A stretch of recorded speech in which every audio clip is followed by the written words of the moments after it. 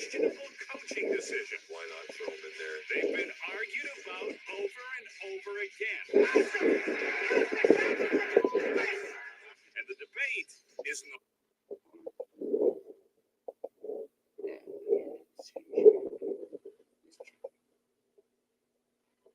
over yet. Here are the top two. I don't think I've done this one before, so here you go. Another one, another video today. So that's 6 videos today. Hi,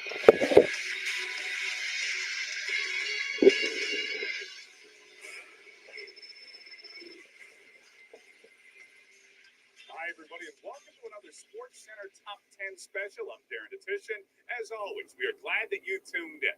Now, when a referee's call or non-call affects the outcome of a game, there are going to be some angry players, coaches, and fans. On this show, we're going to relive some of the most controversial calls that are still being debated today. We start with a blown call for the 2012 playoffs.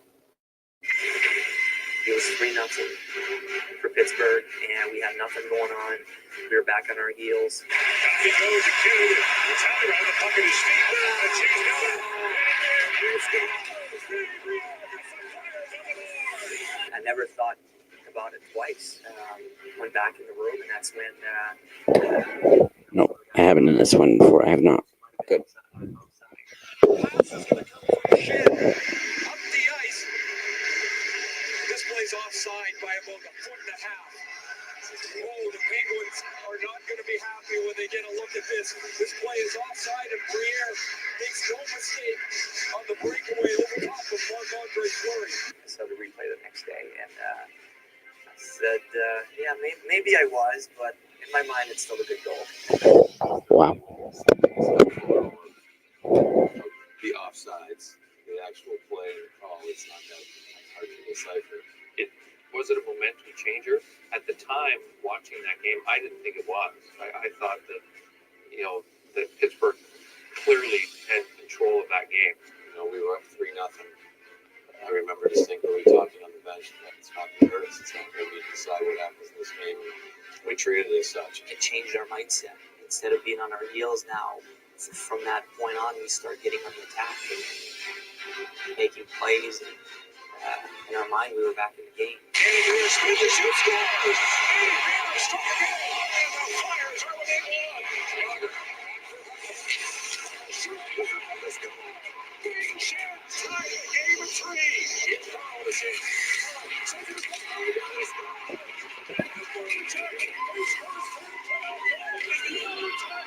Penguins are up 3-0. Kick away that lead in the Flyers.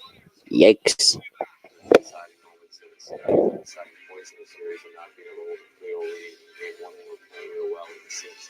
Be a real deciding factor in that series. I don't believe anybody actually ever heard a whistle at the time of the infraction. Oberlin trying to get some room to move in front. In the final minute of the period, Leak tried to move in as Oberlin fell.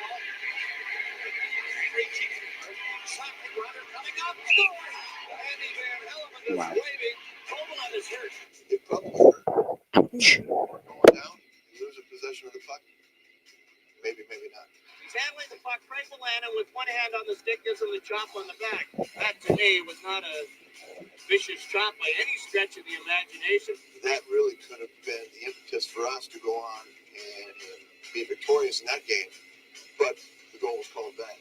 Kovalev was down, and Sakic went in. There was no whistle, and scored a bad goal on Glenn Healy. I was absolutely livid with the call. I was still livid after the game because I never got a good enough explanation as to why they made the decision.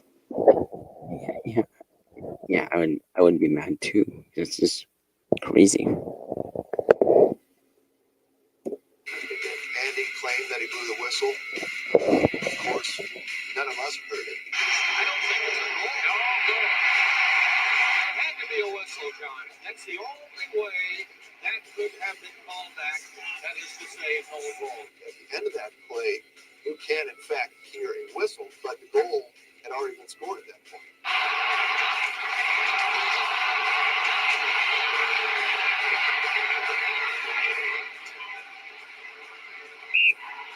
It probably changed the tide of this particular series. It was a difference-making call that probably robbed us of the series. Cote, he has a goal in this game, moving down the right side. I'm doing all my best move I could do. Alain Cote in front of shot. He scores! It's no goal! Harry Fraser rules no goal. Kerry Fraser coming up from behind. Yikes. The goal wasn't good.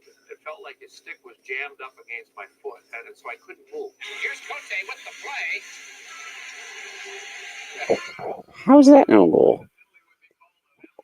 Penalty for what on that one? That's crazy. Covering each other. Actually, Naslund is doing quite a job covering his man. And I'd like to get an explanation. He hooked his skate around the left pad of Brian Hayward. He then took his stick and ushered him out of the crease. So he moved Hayward out of the crease as Alain Cote had cut with the puck in the slot, ready to trigger a shot. I remember being very relieved when Kerry Fraser made the call and called it goalie interference and took away what could have been a crucial goal of the series. Resumed play. Carbonneau won the face-off. Down the ice they went. And the bitter rivalry continues. Carbonneau working against Finn. Carbonneau to Montreal 3, Quebec 2. 2 minutes and 39 seconds to play in the third period. I'm pretty sure that's not a good call. Do I allow the goal? Do I say it was incidental contact or it was Naslund's fault? The right call was to disallow the goal, and I did. Well, I think we may be hearing and reading a lot about Harry Fraser tomorrow morning. That was a defining moment that year of the playoffs for me. I had done the Stanley Cup Finals the 2 previous seasons. I never worked another game in the playoffs that year. I was dropped. First I thought they scored. I thought I'm like, oh, Trying to center it. It's loose. The red light on. The Flames have scored. It was Naslund's fault. He's doing quite a job covering What could have been a crucial goal of the series. Resumed play. Sorry, I was making sure all the videos that I uploaded earlier were good.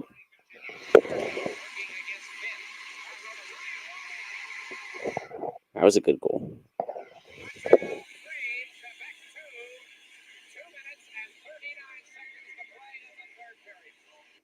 pretty sure that's not a good call. Do I allow the goal? Do I say it was incidental contact or it was Naslund's fault? The right call was to disallow the goal, and I did. Well, I think we may be hearing and reading a lot about Harry Fraser tomorrow morning. That was a defining moment that year of the playoffs for me. I had done the Stanley Cup Finals the 2 previous seasons. I never worked another game in the playoffs that year. Yikes. First I thought they scored. I thought I'm like, oh, Trying to center it. It's loose. The red light's on. The Flames have scored. but apparently we had heard otherwise that the whistle had blown and it was the puck went in after the whistle. It was obviously one of those moments where great refereeing came through. The Calgary players are Great completing referee. literally the 3. Yeah, great refereeing. Refereeing. Wink, wink.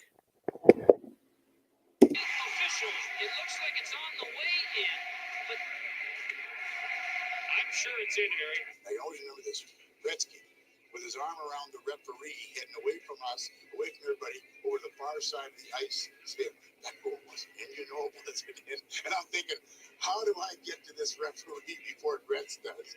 Gretz did a masterful job. He got to him first. Almost an impossible call by any of the 3 officials. If they don't see it go in, they can't call it. Terry Crisp is enraged. Oh, look at this guy. This got to be on TV. This will make the top 10. I would be too. Irate, rightfully so. Did it go in? There's the best look you have right there. Well, he's plenty steam now. I think I'd seen it afterwards, and it was like, it was a goal. It was a goal. Here we are in 5 overtime. Back it comes to Shane shooting. Herman kicks out a rebound. They score! The best chip shot of my life. Wow. All he did was a desperation reach for it. One of the great upsets in NHL history. They'll be talking about the Krushelnyski goal for a long time, and maybe the goal that was not allowed even longer. Up next, it is still one of the most. The best players in the.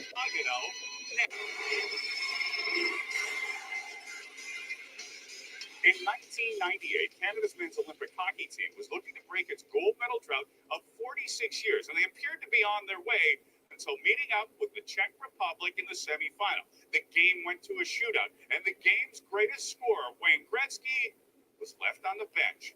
Dominik Hasek shut down the greatest team in the world, and a nation searched for answers. How could they lose, and why wasn't the great one given an opportunity? Here's controversial hockey moment number 6. That game between Canada and Czech was terrible. One of the worst hockey games I've ever seen. And so finally, you get to the shootout. Got to the shootout. It kind of was somewhat of foreign territory for most of us. Wayne Gretzky wasn't selected to shoot. Till this day, we're surprised why the greatest scorer of all time didn't go shoot in the shootout. I'm not management. I don't really know what was going on or the reason why they didn't pick him. Why not throw him in there and see if he can. Crazy. It's not always. That's crazy. Like they didn't put Wayne Gretzky out to play, and they benched Wayne Gretzky. That's surprising. The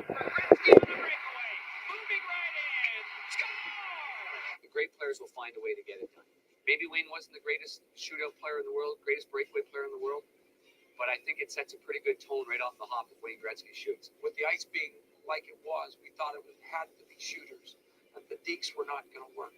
I never expected to be called on a shootout with the great team that we had and all those players. And I was surprised, but I wasn't going to decline. I know to this day, Crawford is still answering questions about why he didn't choose Gretzky. At the end of the day, Eric Lindros hit the post and it didn't go in, and Robert Reichel hit the post and it did go in. So that's the difference. Fleury scores and Lindros scores, Shanahan scores, and they win the game. There's no questions asked. We did what we thought was right. We did what we thought was going to allow us to win. It didn't work out, so you got to live with the criticism that comes. The Red Wings face elimination in the 6th game. Here we go with overtime. Yeah, I know it's been a long time, and I think since the 6th, but I remember the goal. Broke my heart. Richard with Malone. In over the Detroit line to Malone. Back to Richard.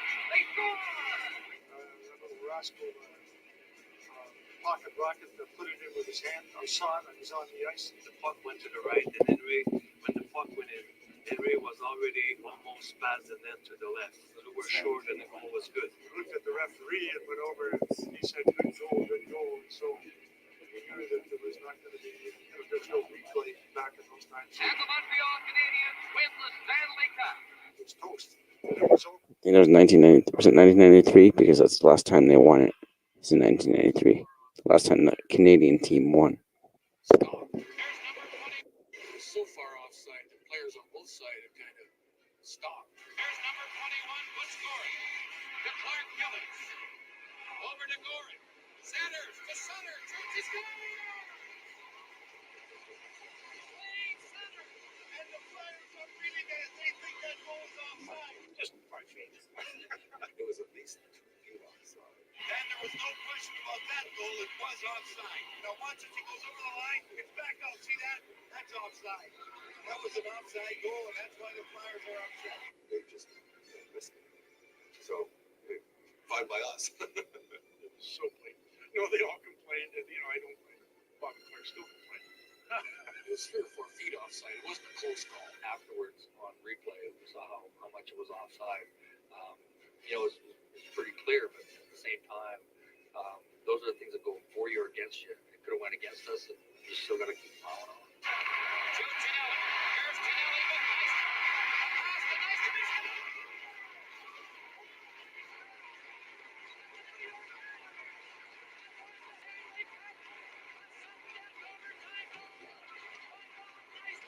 I'm very confident we would have won anyway. Well, when you lose, you say it would have affected the way the game turned out. If you win the game, it wouldn't matter, right? Coming up, You need the infamous Carey Fraser moment? yes, we do. It's the missed call that Kerry Fraser will never live down. Blood cut, 5 minutes automatic. It's a play that you just want that.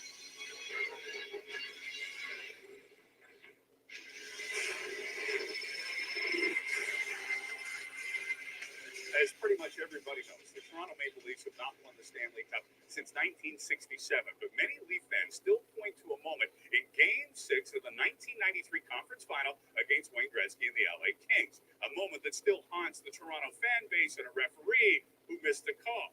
Now retired, Kerry Fraser is often found here at TSN, and there's some Leaf fans in this building, believe me, who still will not talk to him because of it. It was a play that you just won back, and you don't get the opportunity to get it back. Gretzky moving toward the net now. The shot, that's blocked. And Gilmore, he stopped the shot. It hurt him. He fell. Blood cut, 5 minutes automatic. We were winning 3-2. Even if we don't score, we just got to kill off the last 2 minutes of the game, just somehow hang on to win. And nope, everything was rewritten. Don't forget, like they were up 3-2. So it's not one incident that changed the thing. I mean, the game before we won in overtime. It could have gone their way, and that's the way it is. Wayne Gretzky stick bomb, I believe. Wow. So we figured, well, he's bleeding, and that's just I'm watching this on my phone too, so I can see the chat. The Kerry Fraser's going to the lines and to ask him here. And wouldn't this be something if Wayne Gretzky was throwing up for a high stick? the puck went back. I focused away. People got my sight, my vision, and it was at that moment that the quick flick of the stick took place. Just clipped him in the chin, and it was missed. Ouch. Comes back out, Gilmore gets it, and there's where Gretzky's stick came up and hit Gilmore. How could you miss that? Where it wasn't the puck. I mean, there was nothing else around Dougie and Wayne at the face-off. It was Wayne's stick that clipped him, and you had two linesmen that either weren't looking at the play or when the puck was dropped. It's spilled milk now. He didn't see it, and that's where he goes. Sassel takes the puck away from Robitaille. Robitaille gets it back center, and he scores! Gretzky scores! And the Los Angeles Kings defeat the Maple Leafs. That's probably the closest to the finals we've got so far. This is 67, right? So that's and the hinge. It's one of the hinging points that everybody keeps bringing back up, so they get to keep seeing it. Game 6 could have gone either way and almost went Calgary's way. When Mark Angelina, who had already scored 3 series winners in these playoffs, almost got a fourth on his 34th birthday. Driving the net, get a pass across. It's my skate, and I'm kind of looking over the crease over his pad. I'm thinking, that puck is in. Zabrinka's great speed, sprints again. Off the stick and pulled the Bobby Moore. You figure, with the technology and everything going on, that they would see it and phone right away, and that didn't happen. So, but my first reaction, I said that puck is in. It hits Jelena's skate and goes off the right pad of Happy Gola. Really, the only two guys that even thought it was in, and kind of that end of the crowd stood up like we scored. But then Sabrina came to the bench. He goes, it was in the net. His pad was in the net. Oh my gracious! That puck might be in. Gracious! It went across the line. It absolutely is in. Yeah, that is in. That is a good goal. Redirects the puck in. The puck goes in on Jelena's skate towards the right pad of Nikolai Happy-Mullen. Now it appears to cross the line, but does it? Quite frankly, it's almost impossible to decipher. The puck will go over the line and hit the goal pad right there. It's over and then back out. It wasn't until I was walking out with my dad out of the rink that he was the one that said he was able to see it live. Saw a couple replays, obviously. Hammered in, was kicked in front of it. They score! Saint-Louis comes in and put a high one in there, and they pour out the bench over there. And look out! There's a 7th game coming up. All those times, a lot of fun. This was obviously, tough pill to swallow. I felt robbed. I felt that our team was robbed of winning Stanley Cup, our city. You see the top 9. That's Highway Route. How can this happen? We unveil our #1 most controversial moment next.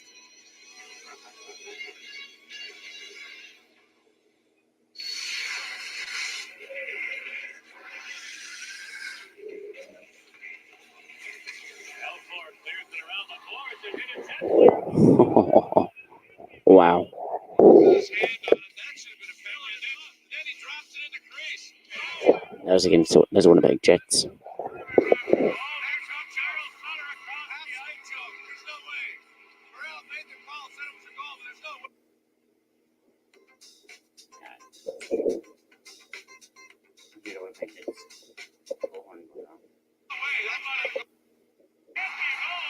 Closes his hand on it. That should have been a penalty. And then he drops it in the crease. I think when Midget's Gohorn's always done the same, and it has.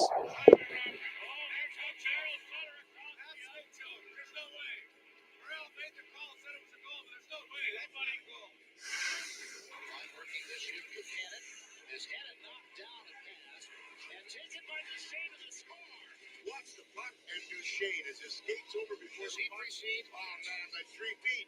The guy is 2 to 3 feet offside, and there's no appeal to it, I guess. They're facing off at center. Scramble in front. It's way down. Kingston, they've scored. They're celebrating. Let's take a look at it from the overhead. Watch the clock run down. Look at that. Look at that. That thing stopped at 1.8 seconds. And they're now signaling that the Kings have won it here with a last-second goal. Shoots one in.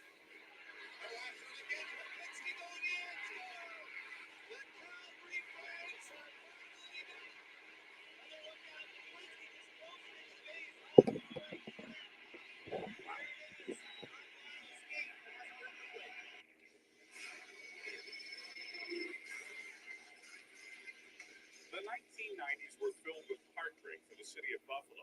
They watched Scott Norwood's potential game-winning field goals. And 2021 was also heartbreak for Buffalo as they won yesterday, but they lost today. They broke their 18-game losing streak, but still, they're probably going to start a new one. They lost today because they lost today.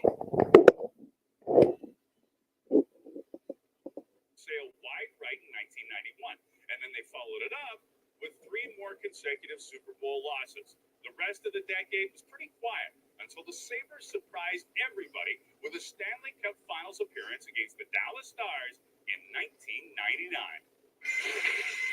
It was a long night. The Dallas Stars and the Buffalo Sabres are tied at 1-1 as we get set for the NHL 14 announcers like Bill Clement and Gary Thorne. Yeah, anyone is wondering if anyone can tell.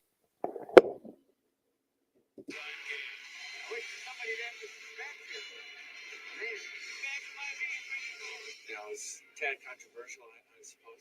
Well, it did count, so let's just start there. just by Hall shot.